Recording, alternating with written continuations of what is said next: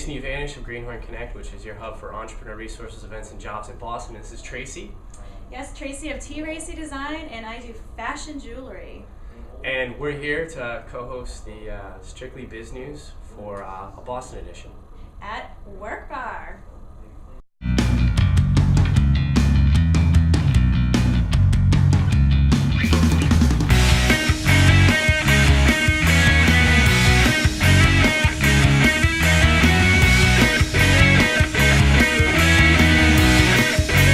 And welcome to Strictly Biz News. This is the third installment of Boston Week. I want to thank Jason, I want to thank Tracy for coming on. I'm Alfonso, welcome to the show. We'll get right into the hot topic. There's a new photo app that gets rid of anonymous bullying and websites secretly tracking users. Bill Nguyen, who sold an online music company in 2009 to Apple, created this new startup. It's called Color. Every time you open the app, when you go through your phone, you'll be able to see a live feed of pictures and videos from other users 150 feet away. So there's no friend requests, there's no privacy settings, everything's just very open. I think it's different. I don't know how to really go about this. So I don't know. I'm pretty surprised by it. I mean, they raised $41 million to get this started. So they're obviously betting pretty heavy on this as a great idea. The interesting thing, though, is I know TechCrunch used to have a huge problem with spammers and trolls, which is what they're saying they want to try and avoid. And the way they fixed it was they made it so you had to log in with your Facebook account to make comments. And what's cool is not only did trolls and spammers go away from the posts, but the comments actually got more intelligent because people realized their name was associated with the comment they made. Yeah, that's good to have the awareness, because I think a lot of times people don't understand what they're really saying to the general public. And they have to be really careful. At the same time, though, I don't know if I'm taking pictures at the bar if I want it for everyone. I don't know about that. I mean, especially if it's a professional account and you have a lot of professional contacts on there, do you really want this information to be shared with them? Yeah. Well, the thing I was thinking is like how they're going to make money, and the article said that they're pretty much going to do advertising based on location. So if you open the app from where you are with a certain radius, there's going to have advertising from businesses in that area. Kind of. Wait, they're going to do like coupons or something? That's amazing. Who would ever think of that? I know. Yeah. But it's how many businesses are going to jump on every one of these to advertise themselves? Even Groupon, Living Social, Color now, and it's just there's so much going on.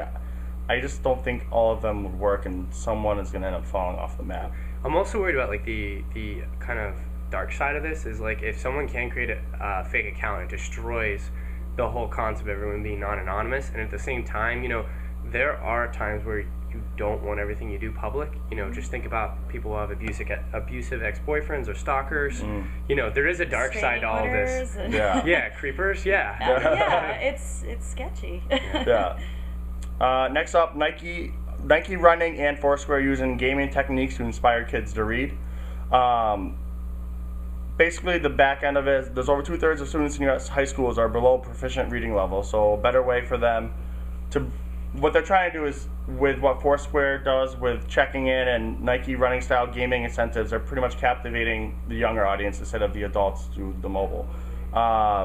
So they're just pretty much trying to get more students who are not really become proficient, just become where their reading level should be at. Aberson, I'm going to crow him real quick, I'm going to read off here so I don't really say it. He says, when Nike released a running app where you could track all your runs, target goals, and set personal bests, we wanted to take that same message we use in our lives and apply it to kids. Kids change their posture, they lean forward towards the software instead of leaning back. The kids are, in other words, excited about the reading. So they've already tested this out to children, and it's seen really great strides in their reading abilities. I'm really looking forward to whenever my kids can go to high school one day and they won't bring back a report card, they will bring back badges they've earned. They're saying kids they learn more when it's in front of a computer now instead of being taught in a classroom, and I don't think I like the way that's going. Classroom, you learn the interaction, you learn how to deal with other people. You're learning in front of a computer. It's just you don't learn that social interaction part where you have to go and meet people, and you do that when you're older, when you don't know how to do it. It's that awkwardness where you go out and kids need to interact with each other. They need to deal with being in school and socializing. So I see exactly where you're coming from on that one. Next up, Angry Birds plans for an IPO. Rovio, which created Angry Birds, the company's being, they have big plans in the future. They're saying they're aiming to go against Facebook and Google. Shocking. But I mean, there's cartoons, board games, food. Angry Birds just blew up in a matter of months, and now they're going public. But aren't they like the world's largest one-hit wonder? Like they don't have any other games. Like there's an app company called Smule, Smule, and what they've done all kinds of things. They did the Zippo lighter app, which went viral. They've done the ocarina, which is like you can play this like fake flute instrument by blowing on your phone, and like they've made like a whole bunch of these apps. So they have a suite of apps. Versus Rovio just keeps coming with like, oh, the Christmas edition of Angry Birds. Like at what point are you going to be like, you know what? As much as I love getting those pigs, you know, I'm going to get done and I'm going to get tired of it. Like you got to come up with other hits. I mean, even Zynga, for example, they use Farmville as a platform to expand to all their other games, and they do in-app advertising, which gets people playing more and more games. So like, you know, I totally buy into Zynga like taking over the world and Smule doing great, but like until Rovio shows they can make a second hit, Happy Pigs.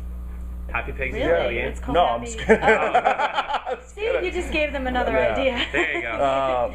Like you gave you heard Google it here all first. these ideas. Yes. But I don't know. I think that they're gunning too much for the IPO, and with Angry Birds, you know, the cartoon, they're making money off the cartoon and the board games and everything. But after a while, like people get tired of it. You know, it's just gonna fade out. It's gonna be a fad. Yeah. Next up, found this clip of an article and the video footage, and I kind of want to talk about it. It's what makes a Boston startup scene special. Since we're doing Boston Week, I figured we can talk about it a little bit and let people outside of Boston know a little bit. Between investors, mentors, groups, events, the startup scene is one of the biggest ones besides like the Silicon Valley, and you know it's you know a lot about it. I always read up about it, but that's just. There's over 3,300 businesses, 300 new ones a year on average, 34 colleges in the area, which means 265 students that pump $7 billion in the economy. So there's just a lot of, in this area, there's just a lot of people starting businesses, even while in school. So you guys are from Boston. Yeah. So what do you guys want to talk about? So I don't know. I run this website. I think that might have something to do with it. Yeah, that has to do with startups. So I run this website called Greenhorn Connect. I built it because I was a student interested in the entrepreneur community in Boston and had trouble navigating because there's so much awesome going on. And so now we have all kinds of resources you can find, like workspaces like Work Bar, where we are right now, as well as all the funding options and all that kind of stuff, as well as a huge events calendar. There's like 30 to 50 events every single week in this community for all kinds of stuff. It's just an amazing hotbed for startups. It's a lot of fun here, and the cool thing is there's a lot of people really committed to making it better here. So, you know, the whole point of the presentation was Jeff Blisgang, who's an investor at Flybridge Capital, which is one of the VC firms. He was talking about why Boston's great and telling a bunch of Harvard Business School students why they should stick around Boston. And I think just about everyone should stick around Boston because this is a great place to build a company. You can really soak up a lot of knowledge just from attending a couple events. The people that you'll meet are so inspiring, and it's just a great place to be. Boston, I know, I like visiting a lot. Yeah, it's great. Yeah, the other thing that's underrated about it then is just the fact that we have so many great industries. Like, you know, there's a great internet sector, both B2B and B2C, but then there's also huge clean tech, biotech. There's all kinds of great research coming out of schools like MIT, Harvard, Northeastern, BU, BC. It's just amazing, and there's a awesome opportunity that hasn't been fully capitalized yet to get the student population really engaged. And when that happens, it's just gonna blow up. Yeah, I think for me, for probably 2 years ago, I was trying to move out here, and then I kind of shifted and kind of wanted to become the big fish in a little pond in Western Mass kind of thing. But I've always followed the startup scene out here, and it just, I learn a lot, just things that I can learn to kind of help bring to the other side of the state. And I think it's great, just in general, the whole startup and the events. And I've been out here for events, and I don't know how I come out like every other month. I come out here for something. So when are we gonna have the unification of Western and Eastern Mass? I don't know. Because let's be honest, Silicon Valley is more than one city. You know? Yeah, I know. I have no problem with connecting. Bring it all together. Man. I have no problem. We got to get Worcester in there too, and the little middle child, and gotta go and gotta Providence swing juice. Yes. I was going to say you have to bring up Providence down my area. Yeah. All right, guys. Thank you so much for coming on. Thanks for having me. And Thank you. Oh, you're welcome. We'll be right back. Cambridge Credit Counseling is a nonprofit credit and housing counseling agency located right here in Western Massachusetts. Our certified counselors can help you plan to pay off your credit card debt, explore your foreclosure options, and help you understand if a reverse mortgage is right for you. Call us at 1-800-CAMBRIDGE to learn how we can help.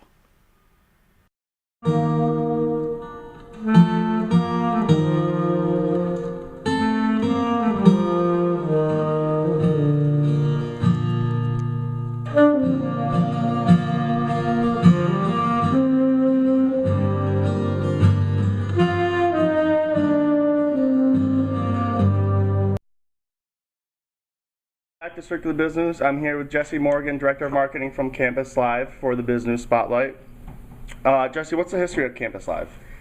Campus Live, we started out of the dorms in 2007 at UMass Amherst. Jared Stankwist and Boris Revzin were the two original founders. Basically, back then the vision was we were a directory of links for academic resources, restaurant menus in the area. Basically, it caught on really quickly just because it was so easy to use. The students found it as like their homepage. Mm-hmm. You know, you had all the academic links and you could just order food right from your dorm room. So we saw it caught on very quickly. And, you know, I joined on with a few others, and we formed it under the umbrella Campus Live, and we wanted to scale out to other universities. So, you know, we had it at UNH, UConn, and it was catching on pretty quickly. So we got an office downtown right by the pub. I'm sure you're familiar with that. That got dangerous. But, you know, Amherst became our home for a few years. Yeah. I was working there the whole time from 2007 to 2009 when I graduated. And we just, you know, during that time, we were just looking for more features, building out more features. We added news, weather. We did student raffles, weekly raffles, where we would give away prizes to the students who entered.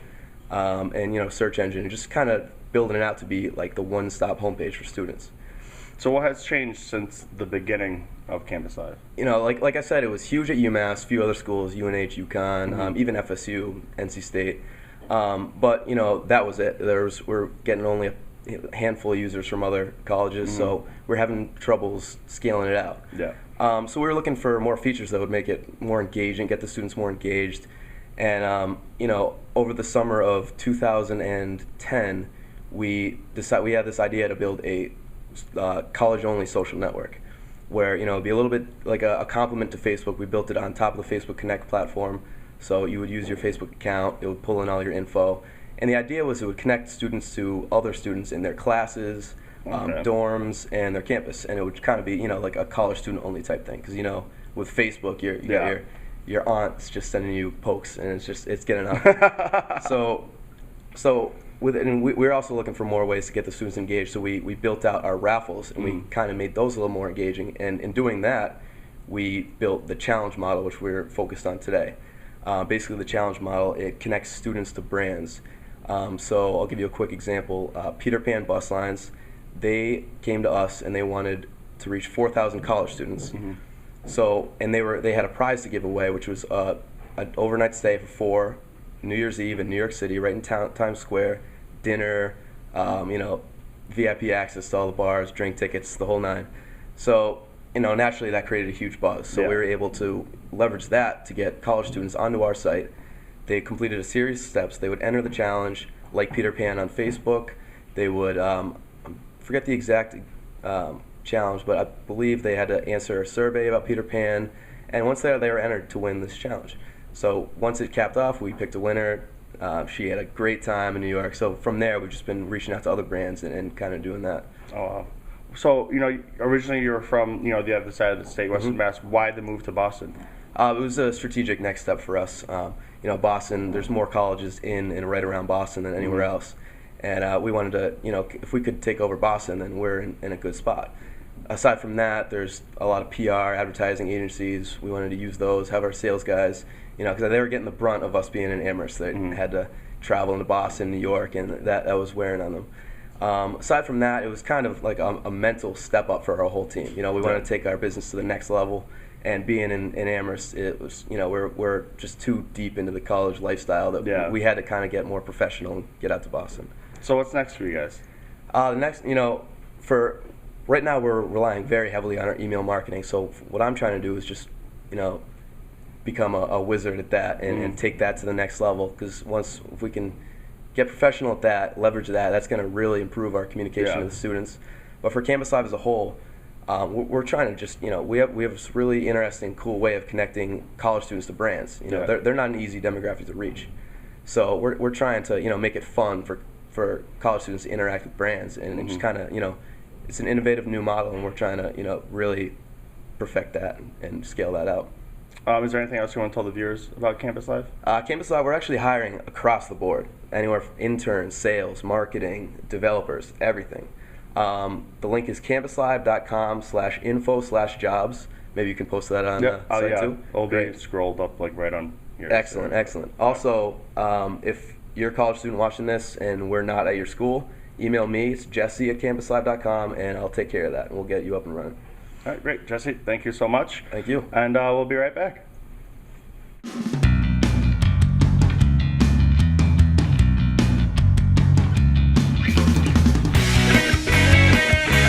I want to thank you guys for coming on, and we'll see you guys next time.